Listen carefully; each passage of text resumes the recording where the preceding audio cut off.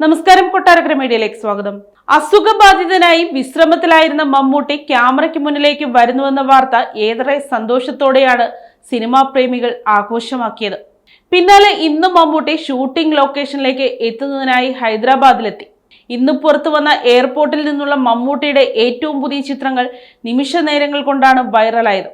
ഇപ്പോഴിതാ ഹൈദരാബാദിലെത്തിയ മമ്മൂട്ടിയെ സ്വീകരിക്കുന്ന അനുരാഗ് കശ്യപിന്റെ വീഡിയോ ആണ് സോഷ്യൽ മീഡിയയിൽ ഇപ്പോൾ നിറയുന്നത്. ഹൈദരാബാദിൽ മമ്മൂട്ടി താമസിക്കുന്ന ഹോട്ടലിലേക്ക് കാറിൽ വന്നിറങ്ങുമ്പോൾ അനുരാഗ് കശ്യപ് മമ്മൂട്ടിയെ കാത്തിരിക്കുന്നത് വീഡിയോയിൽ കാണാം.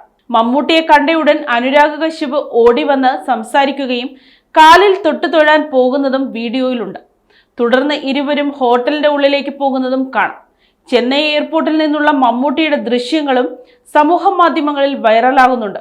മഹേഷ് നാരായണൻ ചിത്രത്തിൽ ജോയിൻ ചെയ്യാനായി ഹൈദരാബാദിലേക്കാണ് മമ്മൂട്ടി ആദ്യം എത്തിയത്. മോഹൻലാലുമൊത്തുള്ള സിനിമയുടെ സെറ്റിൽ അദ്ദേഹം നാളെ ജോയിൻ ചെയ്യും.